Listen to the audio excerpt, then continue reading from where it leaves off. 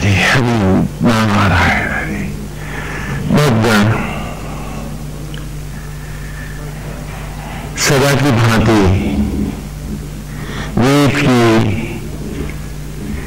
पावन गंगा में हम प्रवेश कर रहे हैं। धीरे धीरे तीसरे सूक्त के 6 ऋचाओं तक का हमने रहस्य जाना और उसमें बहुत कुछ हमारे सामने स्पष्ट हुआ। सच पूछिए तो गीता, श्रीमद् भगवद गीता, भागवत जैसे भी अनुपम ग्रंथों के रहस्य भी हमारे सामने खुले हैं। कि गीता में भगवान कहते हैं अभ्यास तू कौनते, कि अभ्यास के द्वारा ही हे अर्जुन इस सत्य को पाया जा सकता है। किसी बात को मानना एक अलग बात है, जानना भी एक अलग बात है, लेकिन उसे आत्मस्थ कर लेना ही असली बात है। हमारी मति संशयात्मक और निश्चयात्मक 2 अवस्थाओं में ही झूलती रहती है, जब तक कि कोई भी भाव हमारे आचरण में आत्मस्थ नहीं होता है। हम जानकर भी उसके विपरीत आचरण करते हैं, हम उस राह चल नहीं पाते हैं। इसीलिए कहा है कि वेद जाने नहीं जाते, वेद पढ़े अथवा गाए ही मात्र ही नहीं जाते, वेद जिए जाते हैं। We have to make it a total life, उसे संपूर्ण जीवन बनाना होता है। संशयात्मक मति ऐसे ही है जैसे कि आप नदी बह रही है, उसमें लाठी लेकर के आप एक लकीर खींच दो, एक क्षण के लिए दिखेगी, आप कहोगे कि हाँ लकीर है, और थोड़ी देर में पानी उसे बराबर कर देगा। तो आपका सत्संग, आपका भजन कीर्तन, आपका स्वयं को जानना नदी पे लकीरें खींचने जैसा है, जब तक कि आप उसे अभ्यास में, निश्चयात्मकता में नहीं ढाल लेते। हमें अभ्यास करना होता है, और ये इन ऋचाओं की पृष्ठभूमि से ये रहस्य अद्भुत ढंग से हमारे सामने प्रकट हुए कि पहले हम सत्य को जानें, उसको अच्छी प्रकार से संशय रहित करके निश्चयात्मक मति में लाएं उसको, और फिर उसके प्रति हम कमिटेड हो इन प्रैक्टिस एंड डीड, न कि आचरण हम उसका उल्टा करने लगे और फिर हम उन्हीं कंफ्यूज लेवल्स पर को ही सब कुछ मानकर उस सूडो प्रैक्टिकल लाइफ को ही सब कुछ मान लें, और ये जो हम आज सुन के गए हैं इसे हम किनारे डाल दें तो इसका कोई मतलब नहीं होगा। हाँ, कि क्या हमने प्रैक्टिस की, क्या हमने सत्य को स्वीकारा, क्या हमने जाना। आज इन ऋचाओं का एक एक क्षण जो हमारे सामने स्पष्ट हो रहा है, जैसे कि पिछली बार हमने आपको भागवत की कथा से भी इस सत्य को उभारा था, अजामिल की बात की थी। अजामिल आज माने अजर अमर अविनाशी ब्रह्मा से जो मिला है, जो आत्मा के साथ जुड़ के जो प्रैक्टिकली जी रहा है, वो क्या है? अजामिल है। तो यदि वो भूल भी करता है तो भी उसका मोक्ष होता है। और पूजा पाठ और घंटा घड़ियाल बजाने वालों का कितना कल्याण होता है। जब अब नहीं हुआ तो मर के होगा, इसकी क्या गारंटी? हाँ, आज कुदरत में भी देखो, पेड़ जो तुम्हें ऊपर हवा में दिखाई पड़ता है, उसके साथ जो टहनियां और पत्तियां हैं, अगर उसकी जड़ें धरती में न मिली हो तो क्या ये सब होगा? उसी प्रकार ये शरीर भी, तो जब तक आत्मा रूपी जड़ से अपने आप को रस ले रहा है, तभी तक तो ये भी अजामिल है। उस ब्रह्मा से जब तक ये मिला है तभी तक तो ये रूप है। उसके बाद चिता की लकड़ियों पर एक भस्मी का अंबार, राख का ढेरी तो है। चारों ओर हमारे सचराचर संपूर्ण अजामिल होकर के हमें दिखा रहा है कि जब तक हम उससे जुड़े हैं तभी तक हमारा भी अस्तित्व है, और जिस दिन हम उससे हट जाते हैं तो हमारा अस्तित्व मिट जाता है। तो आप भी जानते हैं कि भोजन को, अब वेद की ऋचाओं में हमने जान लिया कि आज भी हमारे जूठे होने को हमारा आत्मा ही शबरी का राम बन के जूठल को रख में बदल रहा है। कोई फीस नहीं ले रहा, कोई तनख्वाह नहीं ले रहा, और जब तक ये हम उस आत्मा के साथ मिले हुए हैं, उस अज माने ब्रह्मा से आत्मा से मिले हैं, अजामिल हैं, तभी तक हम हमारा रूप है। मानस ने कहा जहां राम तहां अवध निवासु, कि जहां भगवान श्री राम है वहीं अवध है। अवध माने हमने जाना, अवध माने जिसका कोई वध ना कर सके, जिसे कोई मार ना सके, हाँ, उसको हम क्या कहते हैं? अवध। तो जब तक आत्मा श्री राम है, ये शरीर रूप तुम्हारा क्या है? अवध है। राम गए तो गई अयोध्या। आत्मा के हटते ही फिर ये अयोध्या नहीं रहती, ये अवध नहीं रहता, इसका वध हो जाता है और ये भस्मी के कणों में लौट जाता है। हम सब जानते हैं इस बात को, लेकिन फिर भी सारा दिन हमने जो धंधा व्यापार किया, क्या आत्मा से जुड़ के किया? और हम जानते हैं कि जिस क्षण हम उससे अलग हटेंगे हमारा विनाश निश्चित है। तो हमने विनाश अपना करने का सारा दिन अभ्यास किया। We have been very practical, हाँ, बड़े प्रैक्टिकल में, बड़ा ट्रूथफुली हमने ईश्वर जी को हटा करके, हाँ, उस आज से अपने आप को अलग करके ही, चाहे घर था, चाहे गृहस्थी थी, चाहे नौकरी थी, ये बिजनेस था, उसमें हम कहीं पर भी अजामिल नहीं रहे। हमने उस ईश्वर के अस्तित्व को नकार करके ही जिया, और वही हमारा रूटीन रही, वही हमारी प्रैक्टिस रही, वही हमारा अभ्यास रहा। तो बताइए हमारा उद्धार कैसे होता? ये सिर हिला लेने से तो काम चलेगा नहीं, वेदों को रट लेने से भी काम चलेगा नहीं। Do we practice accordingly? अगर अब नहीं तो कब? क्या अजर अमर है? उधार के, उम्र के नोट के अलावा तुम्हारे पास कोई वेल्थ नहीं है, निर्धन हो। मानते हो ना कि उम्र के नोट यहां खत्म हुए, तुम्हारी बिल्डिंगें, अट्टालिकाएं, तुम्हारे बैंक बैलेंस सब भरे रह जाएंगे। तुम इतने निर्धन हो गए कि खुले आसमान के नीचे खेत में राख के कणों में छितराए होगे, और तुम्हारे अपने बेटे ही स्वप्न में भी तुमको देखना नहीं चाहेंगे। जिस दिन सपने में दिख जाओगे वो डर जाएंगे कि पापा पीछे तो नहीं पड़ गए, एक दो और तो नहीं घसीट लेंगे। तो how foolishly we have been living. और हम सोच रहे थे कि हम बड़े कामयाब हैं, हम बड़ी अच्छी जिंदगी जी रहे हैं, और आज मनुष्य हो के भी अपने आप को नहीं जाना, तो क्या पशु योनियों में जानेंगे? कब जानेंगे? ये करेंसी एक राक्षस बन के हमारी जिंदगी के हर सोने को निगल क्यों लेता है? रहता ठीक था, लेकिन टोटल डे की प्रैक्टिस में हम फिर अजामिल नहीं रहते हैं। हमारा अभ्यास, हाँ, करेंसी रूपी दैत्य के साथ नहीं जाकर के जुड़ जाता है। क्यों? तो डू ये प्रैक्टिस, तो हमारा उद्धार कैसे होगा? हमें तो चारों ओर हम देख रहे हैं कि ब्रह्म से जुड़ा ये जगत है, अजामिल है, और जो अजामिल नहीं है उसका अस्तित्व भी।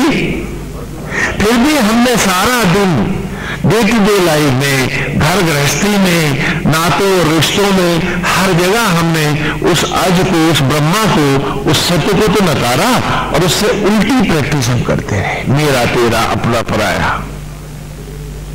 तो क्या हमारा उद्धार हो सकता है? सोचो।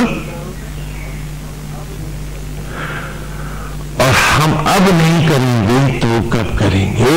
इस विषय पर हमने बड़े विस्तार से पिछले विचारों में भी चर्चा की है कि let us not be the hypocrites, let us be at least truthful to our own selves.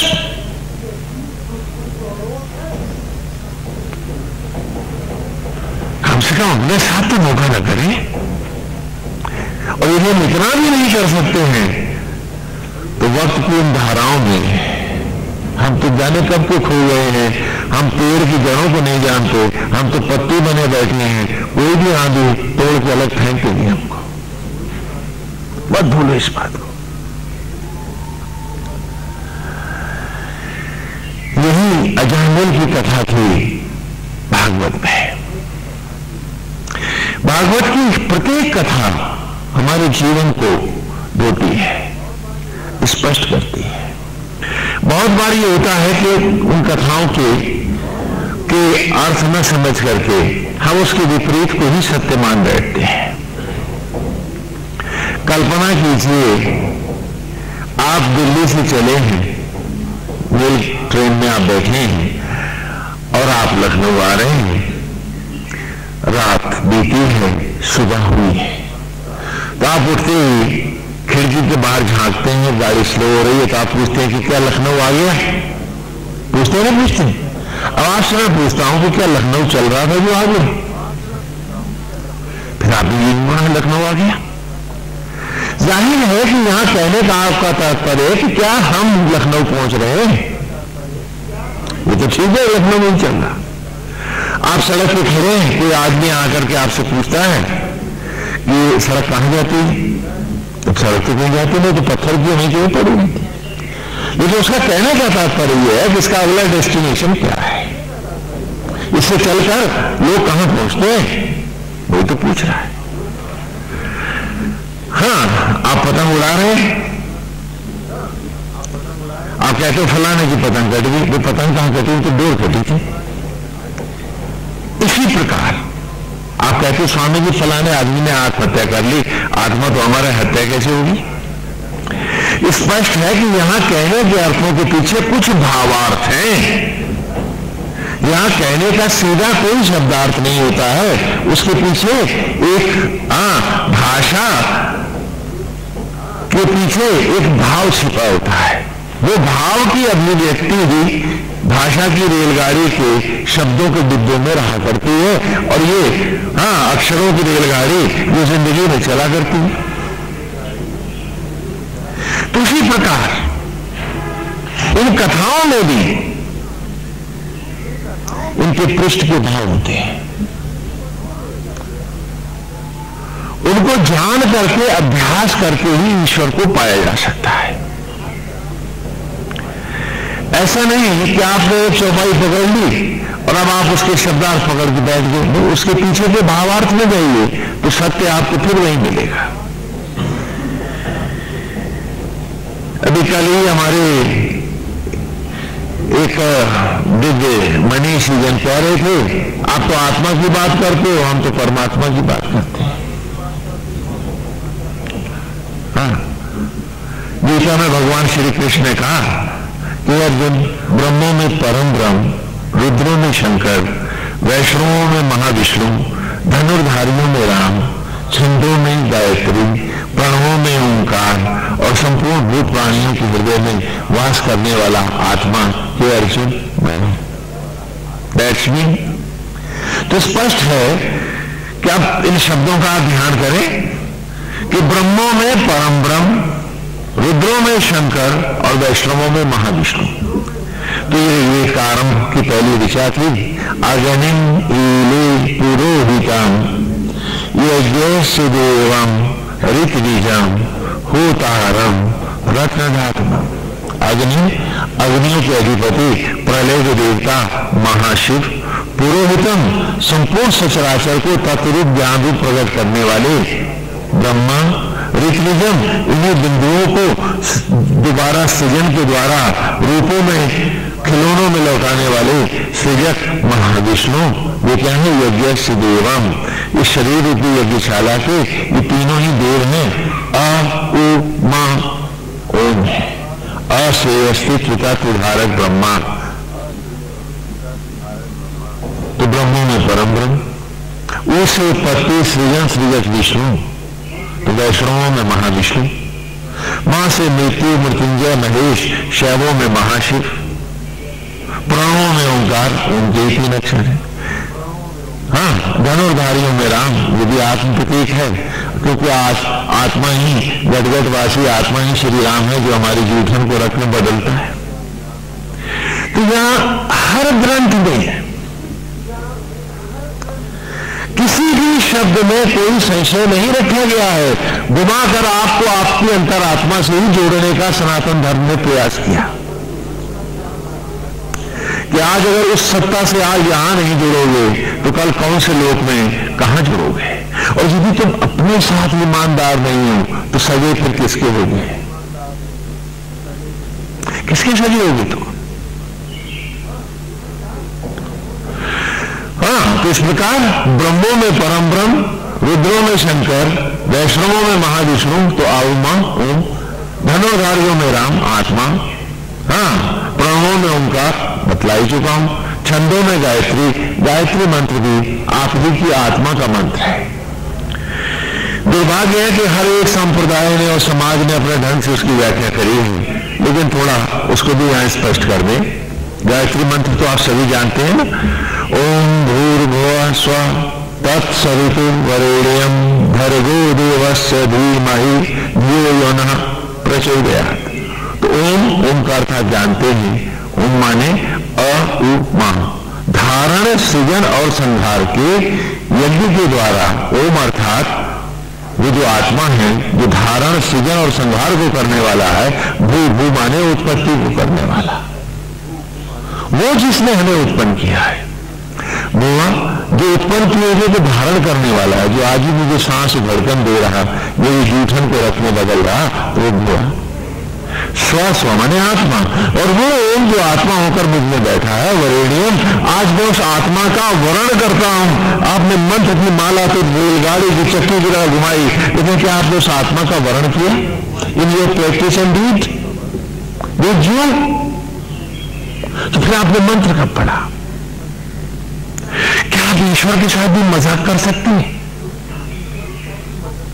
क्या आप ठिठोली कर सकते हैं वेद के मंत्रों के साथ भी? पूछिए अपने आप से। ओम भूर्भुवः स्वः, स्व माने आत्मा, तत्सवितु ऐसा सूर्य के समान तेजस्वी वो आत्मा जो मेरे भीतर है। तत्सवितुर वरेण्यम, ऐसे सूर्य के समान तेजस्वी अपने ही अंतरात्मा का मैं वर्ण करता हूं। भर्गो देवस्य, जो ज्योतियों का अवतार है।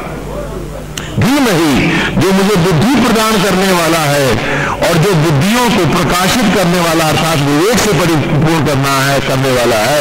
ध्येयो न प्रचोदयात्, और जो उसको प्रकाशित करने वाला है, ऐसे आत्मा का वर्ण करने का मैं संकल्प लेता हूं। मंत्र थोड़े ना पढ़ा आपने तो मंत्र को गाली दी यदि आपने उसका वर्ण नहीं किया तो। क्या आप भगवान को ठगना चाहते थे या अपने अंतरात्मा के साथ ही आप धोखा करना चाहते थे? लेकिन मंत्र पढ़ते वक्त आपने अपने आप से पूछा नहीं कि मंत्र क्यों पढ़ा यदि भाव नहीं था आपने कि यहां मैंने कसम खाई है कि वो आत्मा जो भू उत्पत्ति को करने वाला है, जो मुझे सांस धड़कन से जीवन के क्षणों से संतति और परिवार से वर्ण करने वाला है, जो मेरे शरीर की रक्षा करने वाला है, उसे चिता की राख को वनस्पतियों में और वनस्पतियों से स्वरूप में लाने वाला है, ऐसे आत्मा का वरेण्यम, ऐसा स्व माने आत्मा। और कैसे आत्मा का? तत्सवितु, जो सूर्य के समान तेजस्वी मेरा आत्मा मेरे भीतर ईश्वर बैठा है, उसका मैं वर्ण करता हूं तो मैं गायत्री मंत्र करता हूं। और यदि ये भाव ही नहीं था, यदि ये भाव ही नहीं था तो फिर मैंने मंत्र क्यों किया?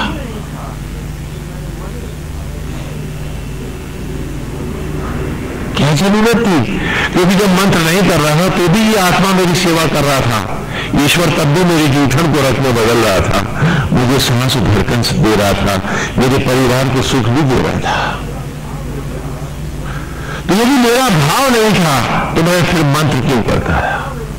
यहां सनातन धर्म आपको ईश्वर से जुड़ के जीना सिखाने वाली एक परिपक्व कला है, एक मैच्योर लेवल ऑफ लिविंग है। इसमें कोई मिथ नहीं है। हमने सेवेंथ हेवन में, सब लोक में, सातवें आसमान में आपको नहीं भगाया है। हमने कहा अगर अपने ही अंतर से न जोड़ पाए, वो जो आज भी तुम्हें मट्टी से इंसान बना रहा है, तो तुम किसी सत्य लोगों को पाओगे। ये फितूर भी फिर दिमाग से बाहर कर दो। और अगर तुम्हें पाना है तो जो तुमने मंत्र में कहा है उसे अपने जीवन में उतारना है। और कितना अच्छा है उससे जुड़ के जीना। हाँ, प्रैक्टिकल लेवल पर भी हमने देखा।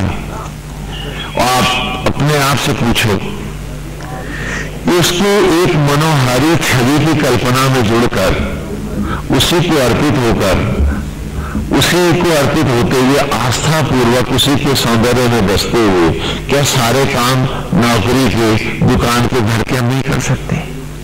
और इस सत्य को सामने नहीं रख सकते कि आज भी सांस धड़कन इस क्षण की भी बड़ी दूर मुझे, और मैं उसी का निमित्त हूं। यदि ऐसा सोच करके मैं कोई भी कार्य को करता हूं तो उसमें मुझे ईर्ष्या, द्वेष, घृणा, लोभ, मोह, चिंता, भय, आतंक ये सब नहीं मिलते। तो do I save my self, लेकिन मुझे जो घाटा होता है उसके साथ जो कुछ नहीं है। हाँ, मुझे एक खुशी मिलती है, एक आनंद मिलता है, मेरा मन शीतल रहता है, मेरे विचार निर्मल रहते हैं। और अपने कर्तव्य को जब मैं एंजॉय करता हूं, हर ड्यूटी को जब मैं ईश्वर का होकर के निमित्त होकर एंजॉय करने लगता हूं, तो मुझे उस कार्य को करने में महारत, परफेक्शन मिलती है। और जब मैं उस ड्यूटी को किसी पर्पस के लिए, किसी कंफ्यूज पर्पस को लेकर के चलता हूं, तो दोपहर को थक जाता हूं, मैं शाम को तो टूट भी जाता हूं। हाँ? तो क्या खोता हूं मैं? तो फिर मैं उससे जुड़ के क्यों नहीं जीता हूं? ये हर बार दुर्वासा मुझे पकड़ क्यों ले जाता है? भागवत की एक कथा लेते हैं, महाराज अम्बरीश की कथा। 5 मई से 11 मई तक भागवत का यहाँ 12 मई तक चलेगा कार्यक्रम। आप सब लोग पधारेंगे। हाँ, क्योंकि भागवत कथा एक सप्ताह बहुत सुंदर ढंग से यहाँ होगी, लेकिन फिर भी कथाओं के तत्व हम बीच बीच में ले लेते हैं। वेद की कथाओं को स्पष्ट करने के लिए भागवत की कल्पना है और सभी पुराणों की कल्पना है। महाराज अम्बरीश है, भगवान श्री कृष्ण के अनन्य भक्त है।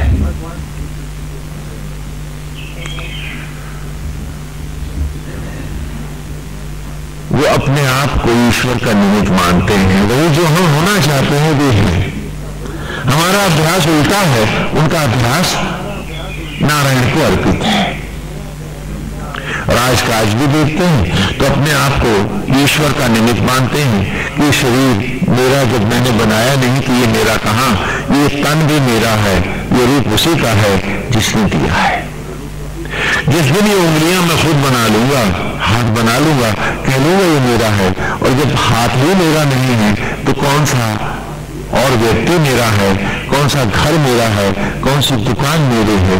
जब ये हाथ अभी मैंने बनाना नहीं सीखा, ये मेरा नहीं, तो इस घर में भी उसका निमित्त होकर रह रहा हूं, तो जगत में निमित्त से अतिरिक्त मेरा अस्तित्व क्या है? A very truthful thinking. एक ईमानदार सोच है महाराज अम्बरीश की कि जिस दिन ये उंगलियां बना लूंगा उस दिन कह लूंगा ये मेरी हैं, वरना बनाई तो नारायण ने, कृष्ण ने बनाई है, ये तो उसी के हैं। तो ये तन भी ईश्वर का रूप है। हाँ, गोविंद ने बनाया है, गोविंद का धाम है। उसकी दया है कि मैं जीव रूप, पुजारी रूप, एक निमित्त होकर, एक ट्रस्टी होकर इसमें रहता हूं। अन्यथा ये भी मेरा कहां, ये भी गोविंद का है, संसार भी उसी का है, मैं तो उसका निमित्त हूं। इतनी सी बात। महाराज अम्बरीश को समझ में आ गई है। वो केवल भजन करना नहीं करते हैं, बल्कि उनका जीवन ही कृष्ण को अर्पित है और उसके निमित्त बन के जीते हैं। हम भी जीने लगे तो आज ईर्ष्या, द्वेष, घृणा, लोभ, मोह, क्रोध, ये जितनी सड़ी हुई मनोवृत्तियां हैं, ये अपने आप किनारे हट जाएं। हमारी उपलब्धियां भौतिक भी बढ़ेंगी।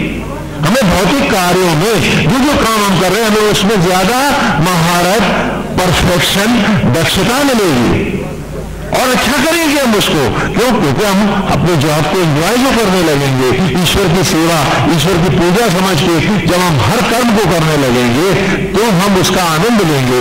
जैसे क्रिकेट के खेलते समय लड़के क्रिकेट को एंजॉय करते हैं तो वो अच्छे खिलाड़ी बन जाते हैं। तो इसी प्रकार हम भी अपने हर कर्म को यदि ईश्वर को अर्पित करेंगे तो हमको उसमें एक अद्भुत एक नई महारत हासिल होगी। तो ऐसे ही महाराज अम्बरीश के साथ वो नारायण को, भगवान वासुदेव को अर्पित हैं। श्री कृष्ण ही उनके आराध्य हैं, उन्हीं को अर्पित होकर जी रहे हैं, ईश्वर के निमित्त हैं, राजपाट सारे कार्य जो करते हैं, यहां तक कि शरीर को भी कृष्ण का दिया हुआ रूप मानते हैं। वो जैसे मंदिर में मूर्त को पूजते हैं, उसी भाव से उनका शरीर से भी है कि गोविंद आपका बनाया धाम है, मैं इसको अपना कह करके इसका अपमान कैसे कर सकता हूं? कैसे कह दूं कि हाथ मेरा है? तौहीन तो आपकी हो जाएगी, तो आप ही का है। जरा सोचिए तो हम क्या करते हैं? ये मेरा बेटा है, ये मेरी बेटी है, बाकी परा है। अम्बरीश कहते हैं इस हाथ को मैं अपना हाथ कैसे कहूं?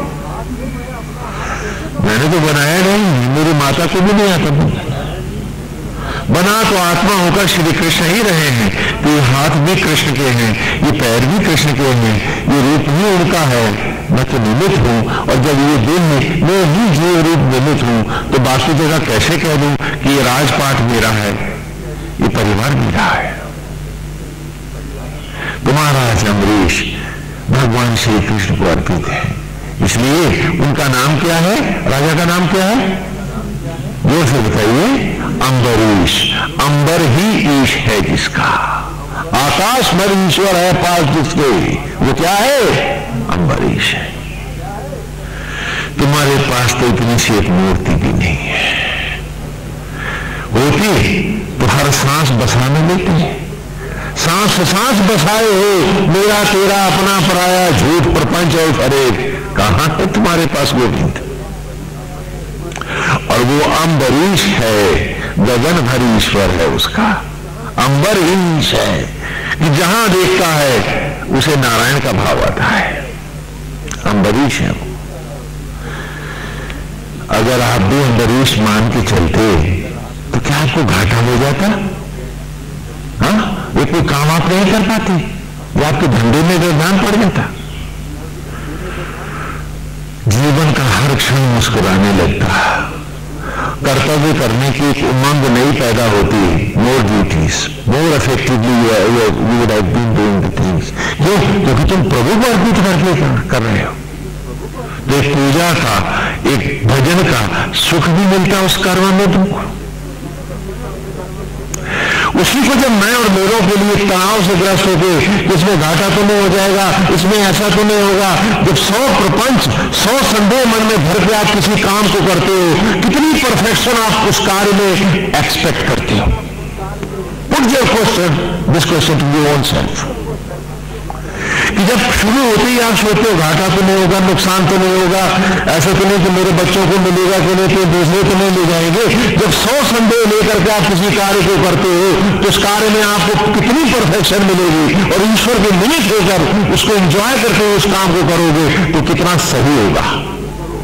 तो वहां आप कंफ्यूज नहीं है, आपके पास स्ट्रेट थॉट्स नहीं है, कंफ्यूज लेवल्स नहीं है, आप एकाग्र होकर के उस ड्यूटी को अंजाम दे रहे हैं। तो टेल मी, क्या आपको ज्यादा परफेक्शन नहीं मिलेगी, उसमें ज्यादा अच्छे रिजल्ट्स नहीं मिलेंगे, लेकिन फिर भी आप कंफ्यूज होकर मैं और मेरों के इस सूडो थॉट्स को, नकली विचारों को लेकर के इन हर काम को क्यों करना चाहते हैं? लेकिन अम्बरीश तो नारायण को अर्पित है। क्यों? क्योंकि अंबर ही ईश है उसका, अम्बरीश है। हम ऐसे भी जी सकते हैं और उसमें कोई घर द्वार नहीं छोड़ना है, कोई नौकरी नहीं छोड़नी है, कोई बिजनेस व्यापार नहीं छोड़ना है, कोई सेवा नहीं छोड़नी, संसार भी नहीं छोड़ना, वरन उसको उसकी सही एस्टीम्स में लेना है, उसको एक सही, एक ट्रूथफुल लेवल पर आकर के उसको एक्सेप्ट करना है और अब की बार अभ्यास अजामिल बन के करना है। बात इतनी सी है। बताइए इसमें क्या घटा है, इसमें क्या खोट है? महाराज अम्बरीश ऐसा ही करते हैं। अंबर ही ईश्वर है, सारा गगन ईश्वर है उनका, रोम रोम ईश है, सब में नारायण है, एक ही नाम है। क्या आनंद है! बड़े बड़े योगियों और तपस्वियों को, बड़े बड़े ध्यानियों को और हठ योगियों को जो बड़ी साधना के बाद प्रभु के दर्शन होते हैं, क्योंकि महाराज अम्बरीश है जो विदर देखते हैं, वही दर्शन उन्हें सहज भी होते हैं। आप बताओ उपलब्धि यहां ज्यादा है, उस हठ योग में ज्यादा है। हाँ? भाव बदला और ईश्वर, अंबर, सारा आकाश ही ईश्वर हो गया कि जहां देखूं वहीं उसकी मनोहारी छवि का दर्शन हो, रोम रोम उसकी शोभा हो। अभी देखता हूं तो ये झूठा तो नहीं, ये प्रपंची तो नहीं, ये ऐसा तो नहीं करेगा, ये क्यों आया है, कुछ ले तो नहीं जाएगा मेरे से, ये भाव रहते हैं मेरे पास संदेहों के। और अम्बरीश हो जाऊं तो जो भी आया है नारायण का रूप है, परमानंद है, क्या बुरा है? हाँ, एक डिसिप्लिन ऑफ लिविंग है, एक मैच्योर लेवल ऑफ लिविंग।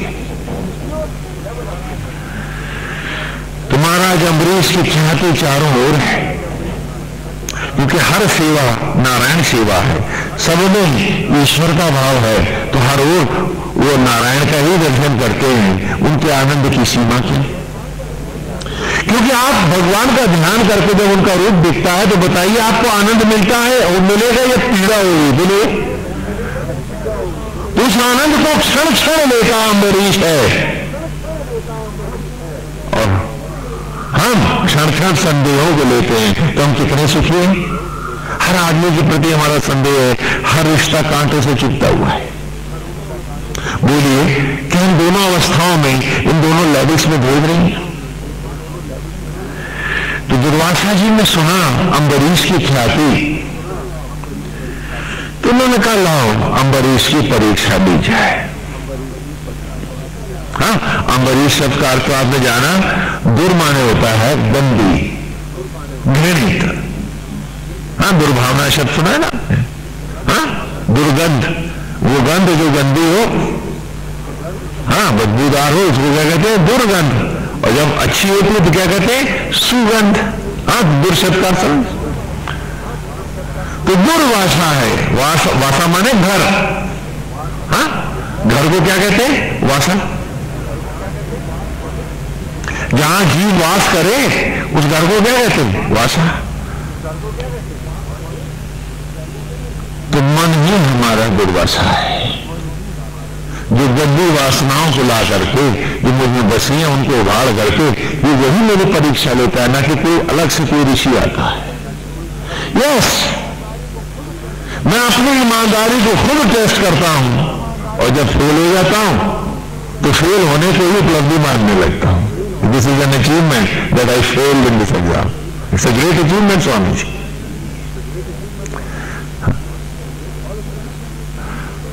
और इस तरह से हम एक दूसरे को कंसोल करते हैं कि फेल हो गया, बड़ा भाग्यवान है, पास हो जाता तो पता नहीं क्या हो जाता।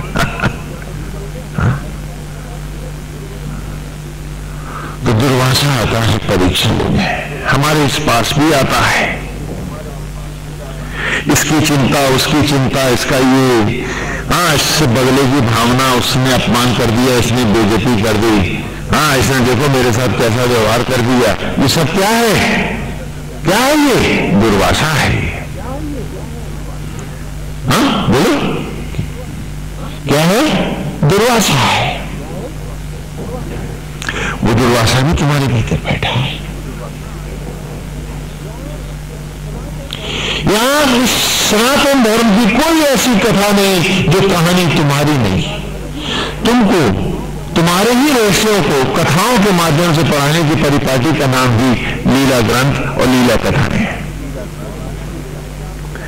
और आश्चर्य है कि आप उन कथाओं के भजन गा के चले जाते हो, उनको जीवन में उतरने नहीं देते और अपने आप को उनमें उतारते भी नहीं, अलग रखते हो। पता नहीं कथाएं अछूत हैं ये सुनने वाला, क्योंकि दोनों जुड़ नहीं पाते हैं। आप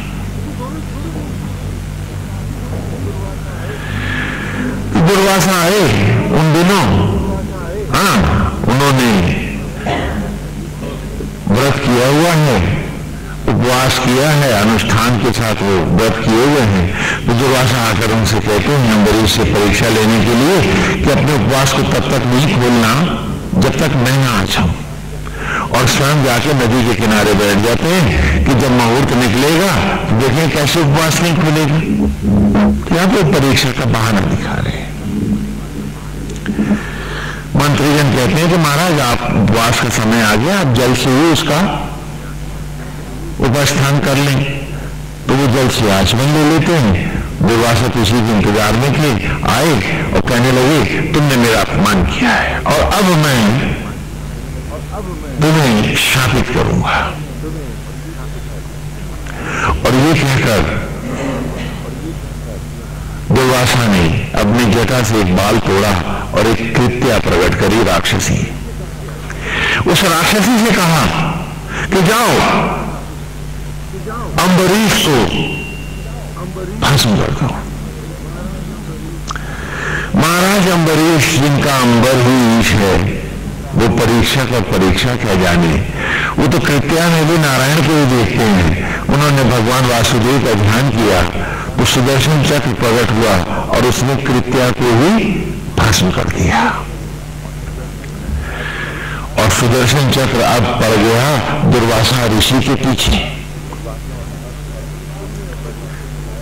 कि तुमने अम्बरीश को सताया है, अब तुम मेरे द्वारा भस्म हो गए। तो ऋषि भागे, भाग करके वो भोले बाबा के पास गए, भोले भंडारी के पास गए। शंकर ने कहा ये सुदर्शन मेरा नहीं विष्णु का है, वो ही तेरी रक्षा कर सकते हैं। भागकर ब्रह्मा जी के पास गए, उन्होंने भी मना कर दिया कि रक्षा नहीं हो सकती। तो भगवान के पास गए तो महाविष्णु ने कहा कि दुर्वासा क्या तुम जानते नहीं, मैं सदा भक्त के अधीन होता हूं। काश आप इस बात को भी समझ सकते हैं। तो आप वासनाओं के, अतृप्तियों के, हाँ, और करेंसी के ही अधीन ना होते, अपनी अंतरात्मा नारायण के अधीन होते, तो हाँ ये गति तो नहीं होती आपकी। कहा कि मैं तो अपने भक्त के अधीन होता हूं। सुदर्शन जब मैं ही भक्त के अधीन हूं तो मेरे जो आयुध है, हथियार है, ये मेरे अधीन कहां रहे, ये भी तो उसी के अधीन हो गए हैं। इसलिए सुदर्शन को मैं नहीं रोक सकता। हाँ, अम्बरीश चाहे तो रोक ले। हाँ, अब दुर्वासा जी तो बड़े दुविधा में पड़े कि अब क्या करें। और सुदर्शन उनके करीब होता जा रहा है तो भाग कर दुर्वासा अम्बरीश के पास आते हैं, महाराज अम्बरीश के पास, और उनके चरणों में गिर के कहते हैं कि आप मेरे अपराध को क्षमा कर दो। तो अम्बरीश सुदर्शन से प्रार्थना करते हैं और सुदर्शन चक्र अदृश्य हो जाता है, दुर्वासा बच जाते हैं। कहानी हम सबकी है, कथा हमारी है। दो डिसिप्लिन हमको लिविंग की दिखलाई है।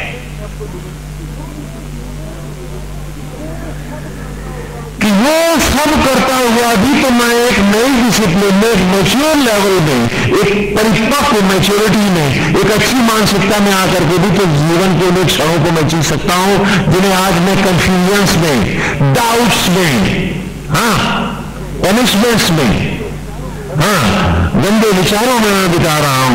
मैं उसको ईश्वर के सौंदर्य में, उसकी अष्टगंध की सुगंध में डुबा करके भी तो जी सकता हूं। उसमें मुझे कोई घाटा भी नहीं है, उल्टा सुख होगा, आनंद होगा और एक सुखद अवस्था का हमेशा एक भाव बना रहेगा।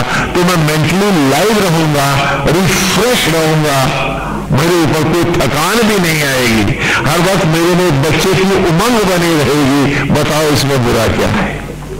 वो आपसे कोई आपकी इनकम का पार्ट नहीं मांग रहा, आपकी इनकम घटा भी नहीं रहा, किसी भी कार्य को करने से वो आपको रोक भी नहीं रहा, उसमें उल्टा परफेक्शन दे रहा है। और फिर भी हम हैं कि इस मैच्योर लेवल पर इस अम्बरीश तक आते नहीं है। कृत से, कृत शब्द है, कृत मीन्स एक्ट, एक्शन, जो कुछ आपने किया। तो कृत से बनती है क्या? कृत्या। और resulted effect of every action, हर कृत से क्या बने? एक कृत्या। और ये वो राक्षसी है जो तुम्हारी जिंदगी को तिल तिल पर खाती है, तुम्हारी अपनी दुर्वासनाओं के कारण। क्यों? क्योंकि तुमने अपने को दुर्वासा से बनाया हुआ है। इस घर को, इस वासा को सुवासा नहीं बनाया है। क्या बनाया है? दुर्वासा बनाया है। हर काम को जब तुम एक रिजल्ट ओरिएंटेड कार्य को करते हो, किसी कंफ्यूज लेवल पर, किसी मटेरियल अचीवमेंट को ही एक पर्पस बना करके करते हो, तो हर एक्शन के पीछे एक रिएक्शन खड़ा होता है। हर काम में चिंता है, ईर्ष्या है, द्वेष है, लोभ है, मोह है, आसक्ति है, डर है, भय है। रिजल्ट उल्टा तो नहीं हो जाएगा, मुझे घाटा तो नहीं हो जाएगा, ऐसा तो नहीं। हाँ, और बहुत बार अपनों में और मेरों के लिए जो आपके एक्शन हैं वो आप जानते हो कि गलत हैं, लेकिन अपनों के लिए इसलिए आप झूठ भी बोलते हो, प्रपंच करते हो, तो ये भी डरते भी रहते हो कहीं खुल तो नहीं जाएगा। हाँ? तो हर कृत्य के पीछे कृत्या खड़ी होती है। और अगर कृत्य को आप नारायण को अर्पित कर दो तो कृत्या तो अपने आप भस्म हो जाएगी। दृष्टि को सुदर्शन बनाओ। सु माने अलौकिक दिव्य प्रभु का जब हर ओर दर्शन करोगे तो तुम्हारी दृष्टि क्या होगी? तुम्हारी आंखें क्या होगी? बोलो बोलो, सुदर्शन होंगी। और जब दृष्टि सुदर्शन होगी तो हर कृत्य के पीछे खड़ी कृत्या सहज ही भस्म हो जाएगी। और हर कर्म को जब ईश्वर को अर्पित करोगे, दृष्टि सुदर्शन होगी, मन अम्बरीश होगा, तो तुम्हारा प्रत्येक भौतिक कर्म भी ईश्वर की साधना होगा, एक तपस्या होगा। और जब मन दुर्वासा होगा तो हर कृत्य के पीछे कृत्या होगी और तुम भस्म हो रहे होगे। तुम्हारे जीवन के क्षण दुख पीड़ा में नष्ट हो रहे होंगे, चिंता और तनाव में जा रहे होगे। हाँ, तब तुम्हारी ही कृत्या तुम दुखा रही होगी। तो दो डिसिप्लिन है, दो वे ऑफ लाइफ है, दो लिविंग है। उसी को हम शनै शनै वेद की दिशाओं में अपने को अपने करीब हो रहे हैं, अपने आप को पढ़ रहे हैं। जैसा कि तीसरे सूक्त की दिशाओं में हम पढ़े हैं, वहां उस सीक्वेंस में आते हैं। हाँ, पहले सूक्त में हमने आत्मा से कहा, आज तू ही हमारा ईश्वर है, तू ही यज्ञ का देव है। आज नारायण, हमने तुम्हें अपने भीतर खोज लिया है और तुम्हें सचराचर में देख लिया है। अब हमारे पास लोकों कालों की बात नहीं, अब तो भीतर अपने से ही जुड़ने की बात है। हाँ, क्या? अजामिल होने की बात है। भागवत का अजामिल बन के दिखाना है हमको। आज माने ब्रह्मा, जो अजर अमर ब्रह्मा है, उससे मिलना है, उसी से जुड़ के जीना है। हमें तो अम्बरीश होकर दिखाना है। तो जब ये विचार आया तो ऋग्वेद के आरंभ में ही मधुचंदा ऋषि के साथ हमने गाया कि आत्मा से कहा कि तू ही धारण, सृजन और संहार की यज्ञ के द्वारा सचराचर को प्रकट करने वाला है। तू बूढ़े तन की राख को भस्मियों से वनस्पतियों में और इस दुर्लभ रूप में लाने वाला है। जीवन का हर क्षण और हर उपलब्धि है आत्मा, तू ही तो मुझे देने वाला है। तेरे हटते ही सब मिट जाता है। तुझ में जुड़ना, तुझ में ही अपने आप को यज्ञ करना, तेरे में ही खो जाना, अजामिल हो जाना ही हमारी गति है। इसलिए आत्मा से कहा कि तू यज्ञ का आचार्य बन। और दूसरे सूक्त में हमने प्राण वायु से कहा कि तू पृथ्वी हो जा। वायवा याही दर्शते में सोमारम कृता तेषाम पाही श्रुति हवम। हाँ, ये प्राण वायु, आज तो यज्ञ का उपाचार्य हो। तो तीसरे सूत्र में कहा कि यज्ञ की ज्वाला क्या है? तो कहा ब्रह्म ज्वाला ही यज्ञ की अग्नि है। और उसी सूत में हम अजामिल हो रहे हैं, हम अम्बरीश हो रहे हैं। आज हम उस निशांत जगत को खो रहे हैं। आज दुर्वासा और कृत्या को प्रणाम है हमारा, हम सुदर्शन और अम्बरीश बन के दिखाएंगे। ये राह ली है हमने, ये वेद की धारा है और इसी में हम प्रवाहित हैं। तो तीसरे सूत में हमने गाया है क्या? तीसरे सूत में हमने मां भगवती की स्तुति करी है ब्रह्म ज्वाला के रूप में। आत्मा आचार्य है, प्राण उपाचार्य है। ब्रह्म ज्वाला जो अश्विना है वो भी यज्ञ की ज्वाला है कि अश्विना यजवरी ऋषो द्रवत पाणी शुभस्पति पूरी भुजा चनस्यतम कि अश्विना, हे ब्रह्म अग्नि, हे आत्म ज्वाला, हे आत्म अग्नि, तू ही तो यज्ञ की अधिष्ठित देवी है। तो हे ब्रह्म ज्वाला, हाँ यज्ञ यज्ञों के द्वारा तो ही तो आज भी संपूर्ण सचराचर का भरण पोषण और संहार करने वाली है। द्रवत पाणी, ये लहराती जिह्वाओं वाली शुभस्पति, संपूर्ण शुभत्व को देने वाली, पूर्व भुजा, असंख्य मुखों से हाँ संपूर्ण सचराचर का सामग्री व चनस्यतम भक्षण करने वाली, हे ब्रह्माग्नि। और फिर अगली ऋचा में कहा अश्विना पूर्वदंशसा नरा शरीरया दिया धीष्णया वनदम गिरा कि अश्विना पूर्वदंशसा, ये नारायणी, हे ब्रह्माणी, हे ब्रह्म जो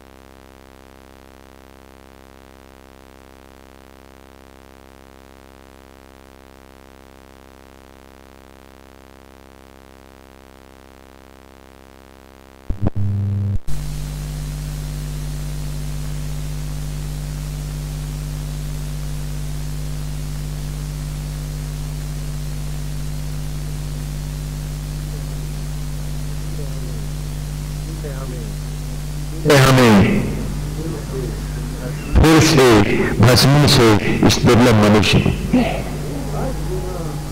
अश्विना उरुदंससा, अश्विना ये कौशल्या, कौ माने असंख्य, शल्या माने शूलों को धारण करने वाली, तो पुण्य माने असंख्य, दंससा शूलों को धारण करने वाली, दोनों का अर्थ एक ही है।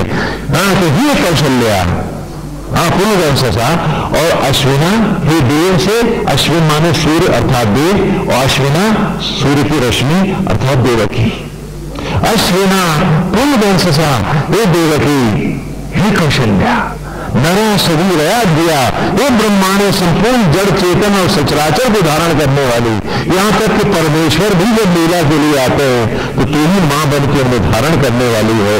विश्राया वनतन गिरा, आज मेरे अंतर की वेदी है और प्रलय की ज्वाला आज तेरा आवाहन है, तुझे स्थापित कर रहा हूं, तेरी विनती कर रहा हूं और तेरा आवाहन कर रहा हूं, तेरा पूजन कर रहा हूं। हे मां, हे प्रलय, तो अगली दिशा में कहा दस्रा युवा कवा सुता न सत्या व्रत वरेशा आयातम रुद्रवर्तनी। दसरा ये सहस्त्र ज्वाला, ये सहस्त्र शूलपाणी, ये ब्रह्मग्नि, युवा कवा सुता, उत्कर्ष यौवन को देने वाली, मट्टी को यौवन से वरल करने वाली, मनुष्य बनाने वाली। और कैसा न सत्या, जो अमर यौवन है, ऐसे अमृत को देने वाली, व्रत वर्षा, यज्ञों के द्वारा पवित्र कर उस पवित्र यौवन को देने वाली, हे ब्रह्माग्नि, हे आदि शक्ति, हे आदि ज्वाला, हे भवानी, आयातम, आज आवाहन कर रहा हूं तेरा रुद्रवर्तनी, आज महाप्रलय बन मुझ में ही यज्ञ करते।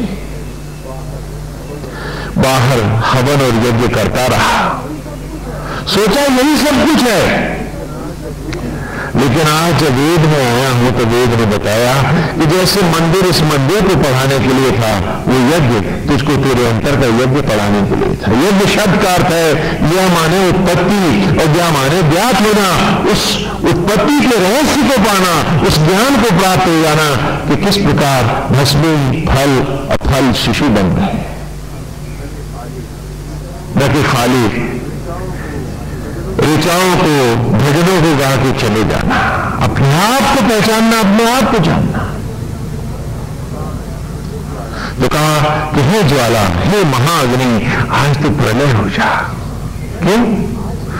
मैं आज तुझे ही क्यों बुला रहा हूं? बहुत सी अग्नियां हैं, उनको क्यों नहीं बुलाता? तो आगे कहा कि इंद्रयाही चित्रभानो सुता इन्हें क्या यवा अणवेन भीस्तना पूतासा। कि मां मुझे याद है, मैं भूला नहीं हूं उस क्षण को, वो विस्मृत नहीं है, वो अतीत की कथा मेरी, कि जब अब एक बार अपने ही आंगन में मैं सांसों को खो बैठा था, धड़कनें बाकी न थी, शिला सा पड़ा था अपने ही घर आंगन में। और तब वो मेरे सारे मित्र और स्वजन बना अर्थी डाल कांधे पर ले चले थे मुझको, गाते हुए राम नाम सत्य है, हरि का नाम सत्य है। कि सत्य वो राम, वो हरि, वो आत्मा ही तो था, यह इसमें नहीं, ये किसका और कौन इसका? ले चले इसे गांव से बाहर लिए जा रहे थे मुझको, घर छूट रहा था, मन और मेरे छूट रहे थे, वो गलियां वो आंगन अब मेरे नहीं है। ये संदेश साथी एक एक कर पीछे हटते जा रहे थे और उनके कांधे पर शिला सा पड़ा। मैं उस बियाबान में आया था और फिर ज्येष्ठ आषाढ़ की तपती दोपहरी सा भस्मी के कणों में छितरा कर लौट गए थे वो सब चेहरे जो साथ आए थे मेरे। डूबते सूरज के साथ डूबता दिल लिए अपनी परछाइयों को लंबा करके दिन को सांझ में ढालते वो सब भी लौट गए थे, लौट गए थे सब। और लौटे भी कैसे थे? सवस्त्र नहाए थे, कड़वा ग्रास खाए थे, मिर्चों का धुआं लिए थे कि कहीं मैं प्रेत और पिशाच बन के पीछे नहीं पड़ जाऊं उनके। तब उन्हें मेरा गोत्र याद न था, मेरा वंश याद न था, मेरा संबंध याद न था। तो क्या वो गोत्र था, क्या वो जाति थी और क्या वो संबंध था? जैसे किसी अछूत से पीछा छुड़ा के आए। सवस्त्र नहाए थे, सारे कर्म कराए थे, नए यज्ञोपवीत धारण करके मिर्चों का धुआं लिए थे और नीम की पत्तियां चलाए थे कि कहीं मैं पिशाच बन के पीछे तो न पड़ जाऊं। तब वो लोग उन घरों में गए थे जो मैंने कमाए थे उनके लिए। क्या जानता था मैं कि जिंदगी की उम्र के नोटों को गंवा के जो करेंसी बटोर रहा हूं वो जिंदगी का एक क्षण भी तो नहीं दे सकती। मुझे कितना निर्धन बन जाता हूं उन रुपयों को जाते ही। वो जो उम्र के नोट है छितराया हुआ पड़ा था उस बियाबान में, हाँ खेतों में भस्मी के कणों में मैं छितराया था। ये ऋचा जो हमने पढ़ी थी, इंद्रया ही चित्र भानो सुधा, कि हे मां, हे आदि शक्ति, हे ज्वाला, कितना असहाय था मैं, कितना अकेला था मैं। यदि स्वप्न में भी अपनों को दिख जाऊं तो वो भयभीत हो जाते थे कि प्रेत बन के पीछे तो नहीं पड़ गया। अरे कहीं ऐसा ना हो और घर के जीव ले जाए, चलो किसी पंडित को बुलाओ, पूजा कराओ, तांत्रिक मांत्रिक बुलाओ, ये सोच रहा पीछे तो नहीं पड़ गया, प्रेत तो नहीं बन गई। हाँ, भागवत कराओ, इसकी शांति कराओ, भागो यहां से, छोड़ो पीछा हमारा, इसका गोत्र हमारा नहीं है, इसकी जात अब हमारी नहीं है। हाँ, हमारा तो वंश अपना है, इससे क्या लेना देना। इसका मकान ओके है, इसका बैंक बैलेंस भी बहुत बढ़िया है, चलेगा, लेकिन खबरदार ये ना है, ये ना है। ऐसी दीन अवस्था में इंद्रयाही चित्र भानु सुधा, जब उस धरती में देखा मुझे यूं छितराई, तो फपक कर रो पड़ी ये धरती, ये जमीन गई मेरे लिए, आवाज दी आसमान को। ये दीन है, ये साए है, ये कंफ्यूज था, इसने हमेशा सत्य की हत्या करी और खाली एक मटीरियल पशु बन के दिया। इसने अपनी आत्मा को नकारा था, आज पड़ा है यहां, अब नहीं है कोई इसका न संगी है न साथी है। ये ब्रह्म ज्वाला, ये आदि भवानी, ये आदि शक्ति, अब तो ही कल्याण कर इसका। अब न इसका कोई मां है, न बाप है, न भाई है, न बेटा है, न पुत्र है, न इसका कोई मकान है, न उपलब्धि है। वो देख एक असहाय निर्धन सा पड़ा है, कोई इसे याद करने में भी घबराता है। आज उस दीन अवस्था में है। और कितना अंधा था कि सांसें और क्षण जब तक चलते रहे, ये सत्य न दिखा इसको।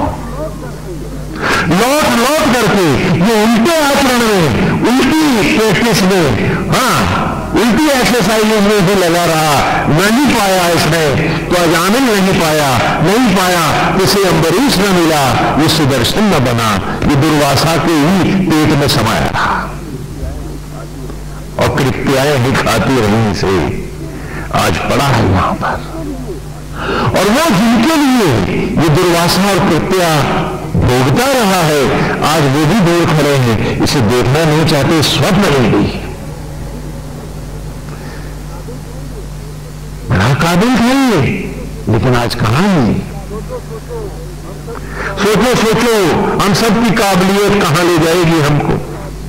कहानी हमारी है, सुनाता गीत एक एक क्षण हमको अलग अलग करके, हमारे ही जीवन के हर क्षण को अलग अलग करके दिखा रहा है कि जुड़े क्षण शायद तू देख नहीं पाता है, नजर कमजोर है तेरी, चल अलग अलग करके दिखा दूं, छू ले, पहचान ले, देख समझ इसको। और अब भी नहीं समझा तो सहानुभूति का पात्र है, शायद समझना तेरे मुकद्दर में ही नहीं है। यही तो, और क्या कहेंगे उसको कि लौट के फिर शिक्षा लो प्रपंच में जा रहे हो। अरे तो बड़े भाग्यहीन हो कि अमृत के किनारे बैठकर फिर उसी दुर्गंध में लौट के जा रहे हो।